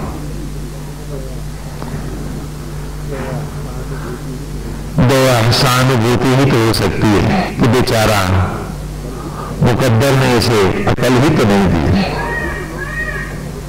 तभी तो लौट के फिर उसी दुर्गंध में गए। तो रोई जब धरती पुकारा उसने, करे एक बार फिर छुड़ा दे, इसका उद्धार करती। तो चित्र भानु सुता, सूरज की बेटी इस धरती ने पुकारा आसमान को और सूरज को, और उनकी पुकार पर वो ब्रह्म ज्वाला, वो आदि शक्ति, वो अम्बे, वो भगवानी प्रकट हुई। तो क्या हुआ? पानी में फूले हुए, पानी से लबलबाते हुए उन खेतों में पड़े उन बीजों में ज्योत जली, यज्ञ हुआ। अणु इस तरह पूत आशा, और उसी की रश्मियों से भस्मियों में कि कणों में जो छितराया शरीर था मेरा, वो एक बार फिर पवित्र हुआ। इन्हें तो आया इस प्रकार, हे मां, हे अम्बे, तूने ही तो अपने गर्भ में जलाकर मुझे एक बार फिर अन्न के रूप में लौटाया। पतन पावन हुआ, दुर्गंध सुगंध हुई, और मैं एक बार फिर उस जड़ अवस्था से कुछ चेतन धाराओं को लौट पाया। अगर न होती हुई ज्वाला, न होती हुई अग्नि के उन पेड़ों, उन बीजों के बीच में, उस पानी के बीच में ये अग्नि न लगती, ये आग न लगती, ये लपट न उठती, अरे तो मैं पवित्र कैसे होता, ये तन लौटता कैसे? इन्हें तो आया, और इस प्रकार तूने मुझे अनादित में लौटाया। न कोई मां थी, न कोई भाई था, न कोई जात थी, न कोई गोत्र था, न कोई संप्रदाय था। कुदरत की लीला थी और आत्मा का खेल था। आत्मा आचार्य था, प्राण उपाचार्य था। और हे ब्रह्म ज्वाला, तू ही तो प्रज्वलित हुई थी, तेरे गर्भ से ही तो मैं भस्मी के कणों से पुनः अन्न बन के लौट पाया था। किसी फैक्ट्री और मिल ने मुझे नहीं बनाया था। अब फिर क्या हुआ? उसकी अगली रुचि नहीं पड़ा। केंद्रया ही धियोषितो विप्रजोत सुतावत उपब्रह्माणी वागता। केंद्रयाई, फिर हे ब्रह्मग्नि, हे ब्रह्म ज्वाला, हे ब्रह्माणी, हे आदि ज्योत, हे भवानी, तेरा आवाहन किया। किसने? विप्रजोता, बुद्धिमान एक दंपत्ति आए और उन्होंने ब्रह्म ज्वाला, हे अंतरात्मा, तेरा आवाहन किया। हे ब्रह्मग्नि, क्यों किया? तो मुझे धारण करने की इच्छाओं से प्रेरित होकर। क्या धारण करने की इच्छाओं से प्रेरित होकर? हाँ, सुतावत, मुझे पुत्रवत धारण करने के लिए इस अन्न को ग्रहण किया और अपने अंतर की, हे अम्बा, हे ज्वाला, तुझे पुकारा। इंद्रया ही धियोषितो विप्रजोता सुतावत, पुत्रवत धारण करने के लिए इस बुद्धिमान पति पत्नी ने जब उस अन्न को खाया और तुम्हें आवाज दी किसे हमारी एक औलाद में एक शिशु में लौटा दे, ये जो भस्मियों से अन्न में लौटा है, इसे लौटना है फिर एक बार मनुष्य के रूप में। तो क्या हुआ? उप ब्रह्माणी वाह था। तो उप व्याप्त हुआ, उप माने डूबना, खोना, व्याप्त होना। हाँ? तो उप ब्रह्माणी, तुमने व्याप्त हो गया। हे आदि शक्ति, हे ब्रह्म ज्वाला, घट माने होता मारना, वागत महाप्रलय की मैं पुनः अन्न से ज्योति के कणों में छितराया। कैसे छितराया? तो अगली ऋचा में हमने पढ़ा, इंद्रया ही तू जान, इंद्रया ही तू जान, उप ब्रह्माणी हरिवा सुते दविश्वा नश्यना। तो तेरी ही ज्वालाओं में मैं फिर एक बार महाप्रलय के ज्योति के कणों में लौटा और उप ब्रह्माणी हरिवा, और जब व्याप्त हुआ तेरी सृजन की मथानियों से मैं मथा गया, तो क्या हुआ? सुते विश्वा, पुत्र बन के उस गर्भ के क्षीर सागर से चल दिया। हाँ, ना हम चल दिए, चना जो अन्न थे वो शिशु बन गर्भ से बाहर चल दिए।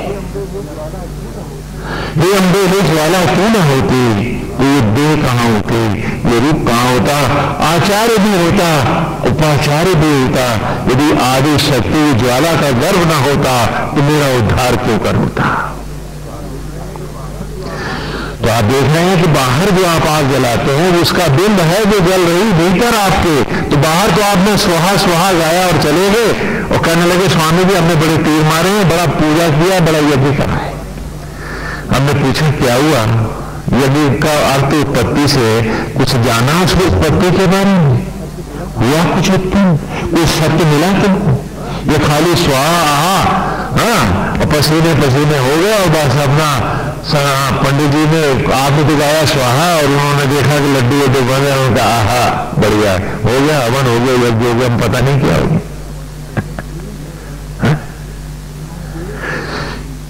तो कहा कि इंद्रया ही तू जान,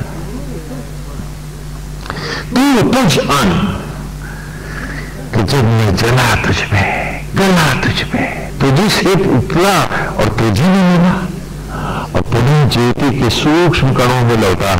तो उप ब्रह्माणी हरिया, तो फिर तूने प्यारे प्यार से अपने गर्भ में अणु अणु कर जोड़ा मुझे, मथा मुझे। तो मैं जो अन्न था एक बार फिर शिशु बना और गर्भ के क्षीर सागर से, उस नदी के सागर से मैं एक बार फिर नारायण से प्रकट हो गया। उस वक्त भी तू ही थी मुझे बनाने वाली। यदि कोई जात थी तो तेरी, कोई नाम था तो तेरा, कोई गोत्र था तो तेरा, कोई धर्म था तो तू। और फिर क्या हुआ?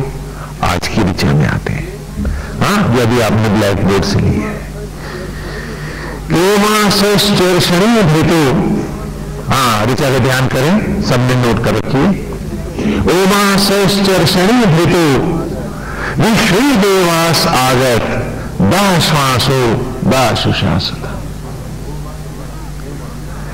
ओमास माने जीवन को गतिमान करने के लिए, मृत्यु से मुझे छुड़ाने के लिए, पुनः जीवंत धाराओं में की अमरता में लाने के लिए, चर्षण के लिए, उत्पत्ति के लिए, स्वाहा जीवन को गतिमान करने के लिए विश्व देवास, विश्व माने जो कभी मृत्यु को प्राप्त नहीं होता, ऐसा अमर देव का अर्थात आत्मा प्रकट हुआ, आगत आया, मेरी देह में प्रकट हुआ।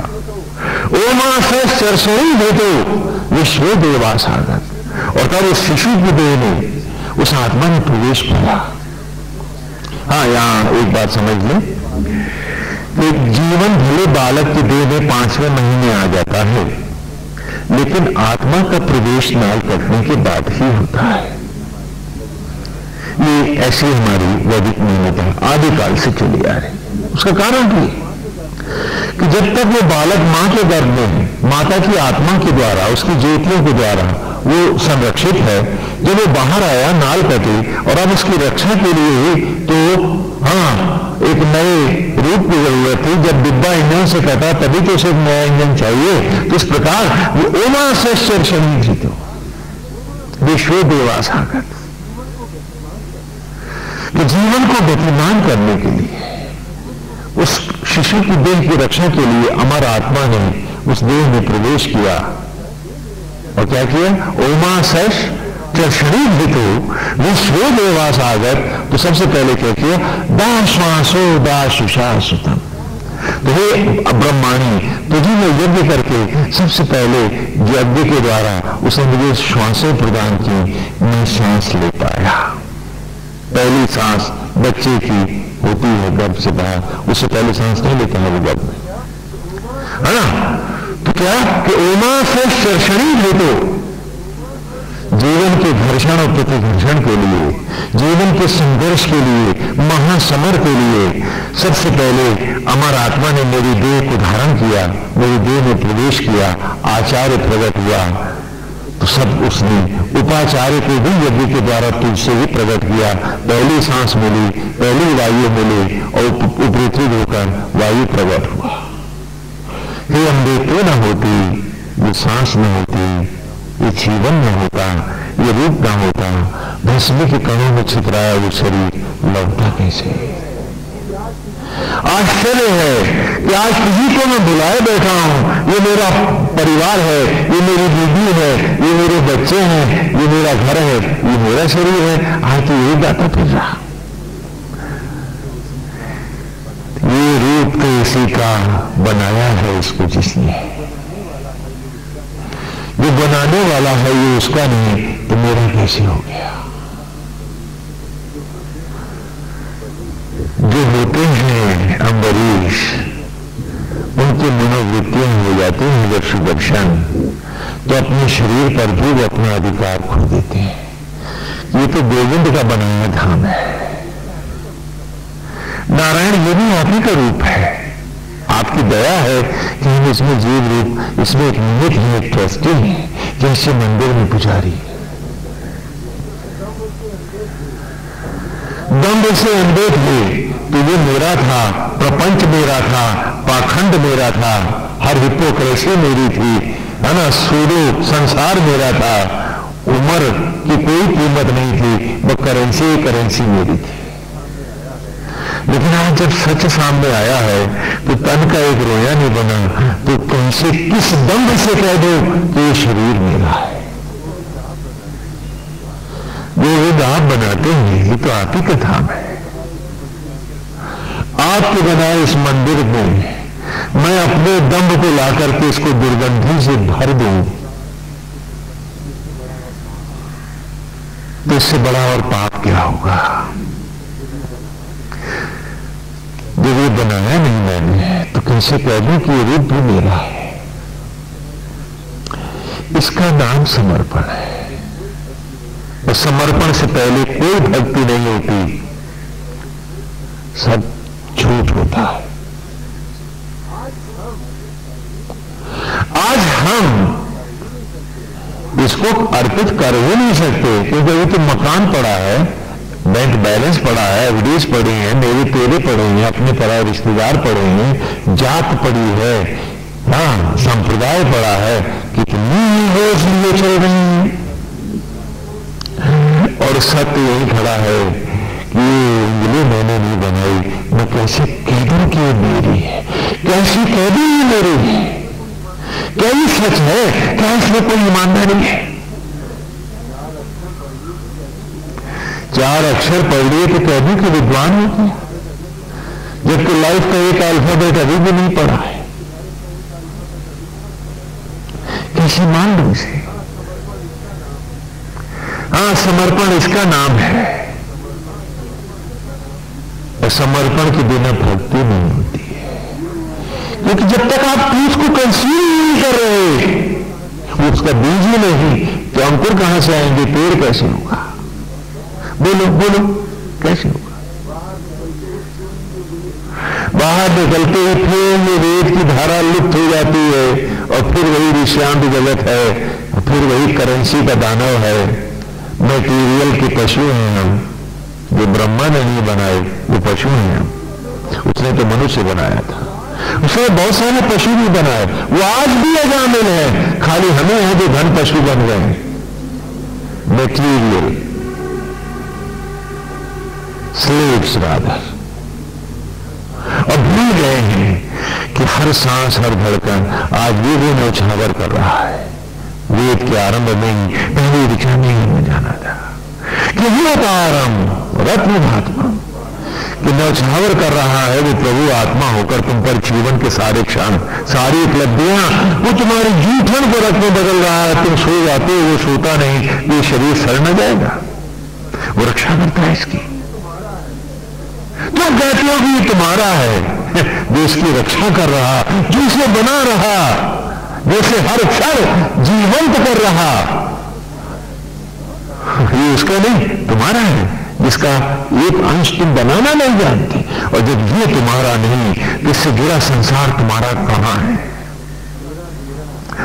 अरे मेरा मेरा की जगह क्या हम उसका उसका नहीं गा सकते कि जो कुछ है गोविंद आपका है, ये रूप भी आपका है, इससे जुड़ा संसार भी आपका है। हम बन के अम्बरीश नारायण सभी में आपका भाव रखते हुए जिएंगे। और अब तो वेद के हर ऋचा ने बताया कि कैसे तिल तिल कर हम बने, अंश अंश कैसे जुड़े हैं। छितराए हुए थे तो किसने लौटाया हमें, कैसे लौटाया हमें। वो कौन था जिसने पहली सांस दी हमको, और फिर सांसों के इस व्यापार को चालू किया किसने, वो कौन था। और अगर उसका नहीं है ये शरीर, इस पर हमारी मोहर है, तो फिर क्या हम ईश्वर को मानते हैं। सच बताओ, क्या कोई भगवान है हमारा, क्या कोई आस्था है हमारी, क्या कोई सच्चाई का कोई एक भी कतरा है हम। Only material and nothing else. और शो पीस बने हैं, हाँ, व्यवहार करना जानते हैं, लोकाचार करना जानते हैं, बड़े सभ्य होकर के बात करनी आती है हमको, और हम अपने साथ असभ्य हैं, हम अपने साथ इग्नोरेंट हैं, हम अपने साथ इलिटरेट हैं। क्यों? हमें पूछना है अपने आप से कि क्यों नहीं बन पाए हम अम्बरीश, अरे क्यों ना हुए हम अजामिल। हर बार भागवत हुई, पूरा सप्ताह हमने बैठ के कथाएं सुनी, आया क्यों नहीं प्रभाव। हमने देखा है पत्थरों पर चाहे जितना पानी बरसे घास नहीं उगती है। क्या हम सचमुच पत्थर हो गए? क्या हमारे में कोई जीवन, कोई धड़कन नहीं है? बाग में खड़ा है पेड़, एक बहुत खूबसूरत फूलों का पौधा है वो, और साथ में एक मुर्दा बल्ली भी गाड़ रखी है किसी ने, लकड़ी भी। सींच लूंगा मैं खेत को तो बताओ क्या होगा। पौधे में नए कोपले और नए फूल जरूर आएंगे, लेकिन लकड़ी की जो बल्ली है वो तो सड़ जाएगी ना। तो क्यों कर वेद की सत्संग गंगा में हम बल्लियों की तरह सिर्फ सड़कर ही रह जाते हैं? अरे क्यों नहीं नई कोपलें आती हैं, क्यों नहीं नए फूल खिल जाते हैं, क्यों नहीं सुगंध की राह पर हम सब बढ़ जाते हैं? हमें पूछना है अपने आप से। कितनी सुंदर ऋचा है, क्यों मां श्रेष्ठ सुनी तो ये महाभारत है आपके जीवन का। जैसा कि पहले भी आपको बताया, भरत शब्द का अर्थ होता है सबका भरण पोषण करने वाला, अर्थात परमेश्वर। हाँ, तो आत्मा का नाम वेद में भरत है, और क्योंकि आत्मा ने हम सबको बनाया है इसलिए हम सब आत्मा के पुत्र हैं। तो क्या है? भारत है। भरतस्य पत्यम भारतम। तो महाभारत अर्थात वो जिसको हर शरीर जिस युद्ध को लड़ता है उसका नाम महाभारत है। जहां धृतराष्ट्र है, धृत धातु है, धृत माने पकड़ना जकड़ना, राष्ट्र माने भूमंडल, भूमंडलों को पकड़ने जकड़ने वाला अंधा राजा कौन है? Dhritarashtra. That is the time, काल, समय। और स्वयं को अंधा करने की मनोवृत्ति, हमारी आंखों पे पट्टी बांधने की मनोवृत्ति ही गांधारी है। ये खोलता है आंख हर बार से संग, और फिर पट्टी बांधकर हम फिर वहीं पहुंच जाते हैं गांधारी की तरह। नहीं प्रैक्टिस करते हैं तो सत्य की ही नहीं करते हैं। बाकी हर कुमार्ग का सुबह से शाम अभ्यास जारी है। वो सत्संग कहां रहा, वो सत्संग कहां गया, और भूल जाते हैं कि जीवन का सोना छितरा रहे हैं, भस्मी के कण बटोर रहे हैं। आधी जिंदगी आधी राख, 4 कदम और चिता की लकड़ियों पर राख ही राख। क्या कमाया, सब गंवा चला। और वो उसके जो खड़े हैं पीछे, वो स्वप्न में भी न देखना चाहेंगे उसको। क्या उपलब्धि है, क्या कमाई है। और लौटेगा तो नए सिरे से अल्फाबेट पड़ेगा, पुरानी डिग्रियां, वो ज्ञान भी काम नहीं आएगा। तो इसका मतलब कि 302 का मुजरिम ही तो था, तो तमाम जिंदगी इसीलिए तो फांसी हुई लकड़ियों पर और कॉन्फिस्केट हो गया सारी उपलब्धियां तेरी। लौटा दी सजा काट के, तो नए सिरे से ये पढ़ रहा। एक हत्या के जुर्म के कैदी सा व्यवहार किया कुदरत ने साथ तेरे, और फिर भी न चाहता तू, और सोचता रहा कि तू बड़ा ईमानदार है और तू बड़े सही काम कर रहा है। 302 अर्थात कोई किसी का कत्ल कर देता है उसको 302 बोलते हैं। उस हत्या के अपराधी को जब 302 का कोई मुजरिम फंस जाता है तो सारे घर वाले जो हैं उसको छुड़ाने के लिए लग जाते हैं, मकान भी बेचते हैं, पैसे भी लाते हैं, मुकदमा लड़ते हैं कि किसी तरह बचा लें, वो तो फांसी ना हो जाएगी नीचे। तो हर 302 का मुलजिम और उसके सारे घर वाले मिलकर वकील भेजते हैं और उसका मुकदमा लड़ते हैं। और कितनी आश्चर्य की बात है कि हम सब पर 302 कायम है और हम कोई वकील नहीं खोजते। मौत हम सब के पीछे खड़ी है, फांसी हम सबको होगी। और क्या नहीं, क्या नींद नहीं, ये सोते तो सपना देखते देखते, हम तो खुली आंखों में चलते फिरते सिर्फ भौतिकताओं के सपने देखते हैं और भूल जाते हैं कि फांसी का मुकदमा कायम है। हम तो शायद बेल को भी जंप कर रहे हैं, कल फिर पकड़ लिए जाएंगे। वकील को ढूंढता है, हाँ, कत्ल का अपराधी, वो भी फांसी उसको होनी है।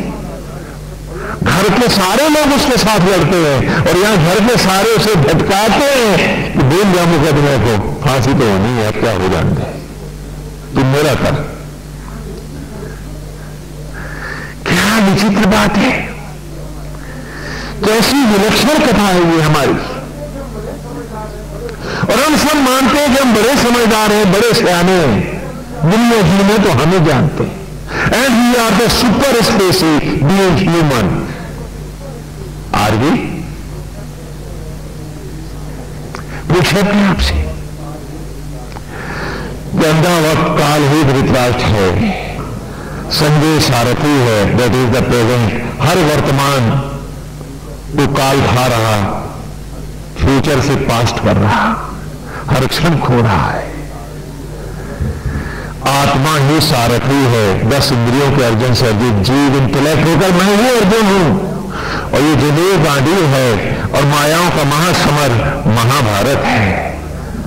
तो बजाय महाभारत जिंदगी का लड़ने के, मैं कौरवों से समझौते किए बैठा। क्या बात है कि कृष्ण से कहा है कि तू रथ चलाता है तो चलाता रहे, जब मन करे उतर जाना। क्या है, लकड़ियों की चिता की सो लूंगा, लेकिन इन कौरवों को कैसे छोड़ दूं, ये तो मेरे सगे। आज युद्ध पांडवों के युद्ध में नहीं लड़ूंगा, मैं तो कौरवों को बंद कर कृष्ण को छोड़ दूंगा ना। आज यही तो हालत है हमारी। The total war is being fought by the Atman Krishna। अगर आज वो मायाओं को निरस्त न करे, बॉडी के स्पेस को, क्षीर सागर को बनाए न रखे, ग्रेविटी पेनिट्रेट हो जाएंगी, माया जिस दिन शरीर में प्रवेश करेगी, हम कहेंगे मट्टी खराब हो रही है, अब ले चलो इसे। What is life? says Vedas. Life is the war with the gravitational forces and maintenance of the space of the body is life. Yes. जीवन है मायाओं को निरस्त करके शरीर में क्षीर सागर की संरचना को बनाए रखना। और आज भी महाभारत आत्मा कृष्ण ही लड़ रहा है। अर्जुन तो मेटीरियल में सोया हुआ है, मोरों में सोया हुआ है, कौरवों के साथ चौपड़ खेल रहा है। भूल गया है किसे इन मायाओं से युद्ध करना है। इन्हें परास्त करेगा तो जीवन नित्य होगा, अमर होगा, मोक्ष होगा। तो what is life? Life is war of the cosmic activity of Atman against the gravitational forces, repulsing them away from the body, maintaining the human era. Is life. The moment the war is lost, gravities penetrate the body, starts decomposing corpus. मट्टी ले चलो। इसको एक शायर ने बड़े खूबसूरत ढंग से कहा है कि जिंदगी क्या है? जिंदगी क्या है? अनासिर में ज़हूरे तरतीब। जिंदगी क्या है? अनासिर में ज़हूरे तरतीब। मौत क्या है? इन्हीं अज्सा का परेशान होना। What is life? कि जब स्पेस में एटम्स डिसिप्लिन में आते हैं, तरतीब में आते हैं, इज लाइफ। और जिस दिन ये एटम्स डिस्टर्ब हो जाते हैं ग्रेविटीज के कारण, तो मौत क्या है? इन्हीं अज्सा का परेशान होना, डिस्टर्ब हो जाना। That is the death. आज आत्मा ही मेरे शरीर की रक्षा कर रहा है। मैं मिनियाता फिर रहा हूं, ये हाथ मेरा है। एक उंगली बनानी आती क्या? इसकी रक्षा करनी आती क्या? और जब ये मेरा नहीं तो सगला संसार मेरा कहां है? तो कहो गोविंद ये रूप भी आपका है, मेरी आपने नहीं बनाया। और जब ये बनाया आपका है, ये मंदिर आपका है, तो मैं इसे मैला कैसे कर दूं? और करके मैला उसको कहूं कि मैं भक्त हूं, कहूं कि मैं तुम्हारा हूं, ये दम लाऊं कहां से? जो कुछ है, जो रूप है वो आपका है। और संकल्प है कि तुम्ही मुख होके, तुम्ही का होके, सचराचर में तुमको देखते हुए मुझे अम्बरीश बन के दिखाना है। अब तो अंबर ही ईश है, हरो नारायण आप ही, हम ऐसे भी तो जी सकते हैं। और कितने सरल, सुगंधित, मनोरम मार्ग है कि आज भी वो युद्ध लड़ रहा है। बल्कि वेद में कथा आती है, मैं पूछता हूं अपने आप से, आगे की ऋचाओं में हम आपको पढ़ाएंगे, एक एक ऋचा करके आगे बढ़ रहे हैं। अभी तो आप पहले 5 सूक्तों में भूमिका में है कि जहां पहले सूक्त में आत्मा ही यज्ञ का आचार्य है, दूसरे सूक्त में प्राणवायु यज्ञ का उपाचार्य है, तीसरे सूक्त में आदि शक्ति ब्रह्म ज्वाला, मां भगवती ही ब्रह्म ज्वाला, यही यज्ञ की ज्वाला है, जिसका प्रतीक हम बाहर अग्नि प्रकट करते हैं, जिसके प्रतीक हम आचार्य। और फिर अगले सूत्र में आपको पढ़ूंगा कि शरीर आपका सामग्री है, तन सामग्री। और 5वें सूत्र में मैं आपको बताऊंगा कि जीव होकर आप ही यजमान हैं, भीतर भी और बाहर वाले यज्ञ में भी। कि बाहर के यज्ञ में बाहर का असत्य और अज्ञान जलाओ, और भीतर इस ब्रह्म ज्वाला में, इस आद्या शक्ति में, क्योंकि इसी के गर्भ से आए हो और इसी के गर्भ में उठे हो, तभी आगे बढ़े हो, फिर खो जाओ, जिससे अगली बार एक ज्योतिर्मय रूप पाओ। भस्म के कण जब ब्रह्म ज्वालाओं में जले तभी वो अन्न बने। लकड़ियों पर जलाकर राख को कोई अन्न नहीं बना पाया क्या? और अन्न भी जब ब्रह्म ज्वालाओं में ही यज्ञ हुआ देह के भीतर क्षीर सागर में आकर बॉडी के इस स्पेस में, तभी वो ज्योति के कणों में लौटता गर्भ में शिशु का रूप पाया। क्या अन्न को लकड़ियों पर जलाकर कोई बालक बना पाया?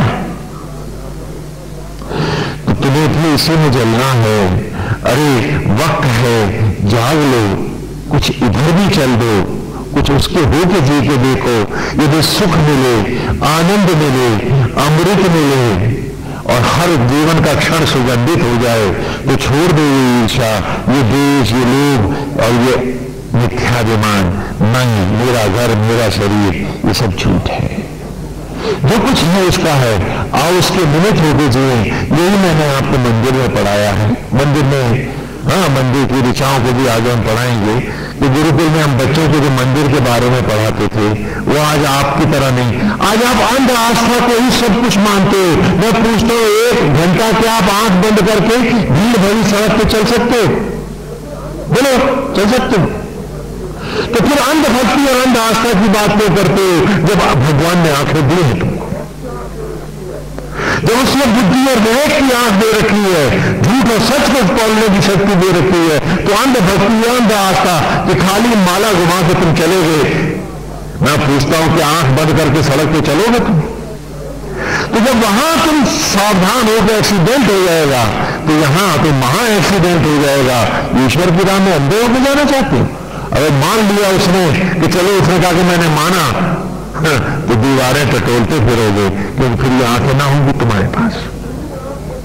चलिए, वेद कहता है कि खुली आंख से देख उसे, सारी कुदरत में पढ़, और हिस्सा है तू भी कुदरत का, पढ़ अपने को भी, और उसे पहचान, उसे जान, और पूरी ईमानदारी के साथ उसके राह चल, क्योंकि मूल्यवान है जीवन की इच्छा।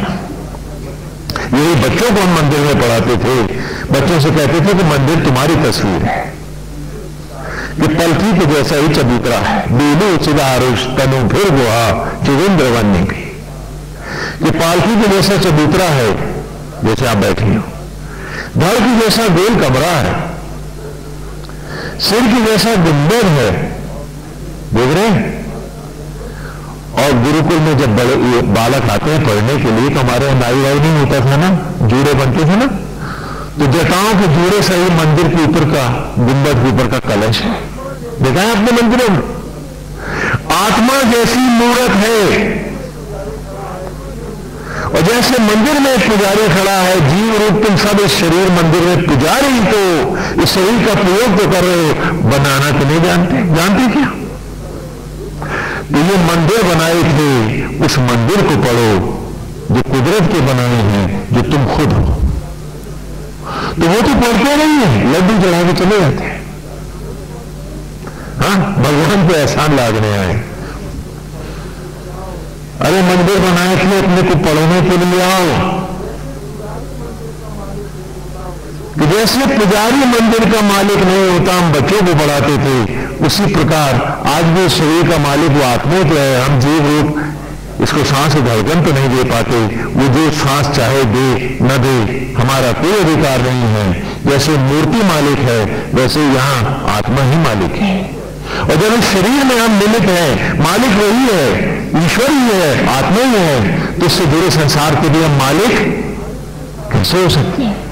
तो आओ आज इसके साथ ईमानदार हो जाएं, उससे कहें, हाँ, संत कबीर की वाणी में कि ये चादर सुर नर मुनि ओढ़ी, ओढ़ के मैली की, दास कबीर जतन से ओढ़ी, ज्यों की त्यों धर दीन चलरिया छीनी रे छीनी। आओ पहली ईमानदारी हम अपने प्रति लाएं। The one who is deceiving himself, he cannot be truthful to anyone else. जो अपने साथ विश्वासघात कर रहा है, वो सजा किसका होगा? तो बोलो ये शरीर किसका? जिसने बनाया।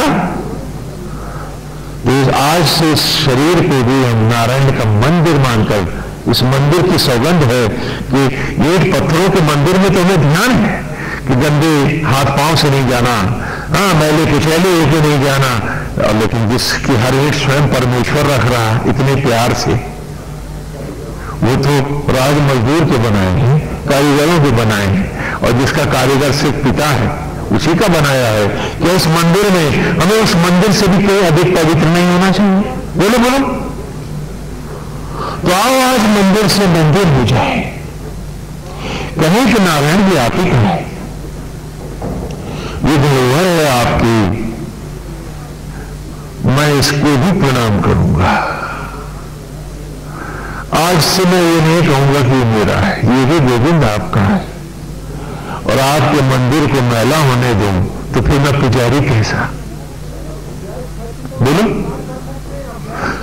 क्या इस सत्य को हम स्वीकार कर सकते हैं? अभ्यास करेंगे हम? पूछो अपने आप से।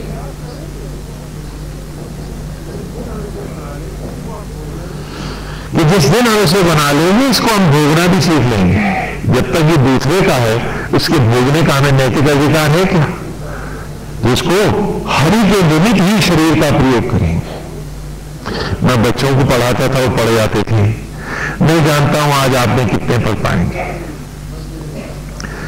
जैसे पुजारी मंदिर में मूर्ति को, नारायण की, भगवान कृष्ण की मूर्ति पर भोग चढ़ाता है, उसी प्रकार आपने भी भोजन तो नहीं खाया, चढ़ाया तो उस आत्मा को ही, गोविंद को ही, उस राम को ही, जिसने शबरी के देवों का सम्मान देते हुए आपके उस जूठे अन्न को रक्त में, मांस में और गर्भ में शिशु के रूप में लौटाया। बोलो, तो जो भगवान की मूर्त पर मंदिर में नहीं चढ़ा, वो साक्षात पर हम कैसे चढ़ा सकते हैं? चढ़ा सकते हैं क्या? हाँ, क्या भगवान श्री राम की मूर्त पर, कृष्ण की मूर्ति पर हम शराब, मांस, गांजा, भांग, बीड़ी, सिगरेट, अंडा, तंबाकू चढ़ा सकते हैं? बोलो, चढ़ा सकते हैं क्या? तो जो तस्वीर पे न चढ़ा, वो साक्षात पे कैसे चढ़ाएंगे? इसलिए नहीं कि सामने सोशल है, ये तो मेरे को ये सोशल शब्द आज तक नहीं समझ में आया। इसे गोविंद लाया है कि रावण लाया है कि कौन लाया है, अभी तक पता नहीं, इसका ओरिजिन नहीं मिला है। आपके पास हो तो मेरे को बताना बाद में, ये सोशल क्या होता है? क्या किसी अब्यूज का नाम सोशल है? और वो अब्यूज जो आप अपने को दे रहे हैं, is it? What do you mean by social? मैंने बर्फी पर, मिठाइयों पर किसी को सोने चांदी के वर्क लगाते देखा है, लेकिन मैंने किसी को किसी मैल पर, दुर्गंध पर, किसी गंदी शय पर भी किसी को वर्क चढ़ाते नहीं देखा। ये सोशल का वर्क है मैल के ऊपर? क्या है ये? आए आज हम संकल्प लें। The moments we have lost, sorry, they are lost. But not a moment of my life now shall be lost or wasted likewise. अब तो हर क्षण गोविंद का होगा। जो क्षण खो गए, अब तो नारायण आप ही हो। ये रूप आपका है, ये मंदिर आपका है, मैं पुजारी आपका हूं, और पुजारी की भावना से ब्रह्मार्पण करूंगा। अन्न को खाऊंगा नहीं, आत्मा को ही अर्पित करूंगा। और एक बात बताइए, मूर्ति के गहने अगर पुजारी बेच दे तो क्या हम उसको अच्छा कहेंगे? हाँ, भगवान की मूर्त का किरीट मुकुट उतार के पुजारी बेच दे और शराब की बोतल खरीद लाए तो क्या हम अच्छा कहेंगे इसे? तो ये इंद्रियां तुम्हारी, आत्मा का आभूषण ही तो है इस शरीर के। इन्हें कभी मत बेचना, कभी मैला मत करना। और जो अपने साथ धोखा कर रहा है, फिर वो सगा किसका होगा? ये अपने से पूछ लें कि पुजारी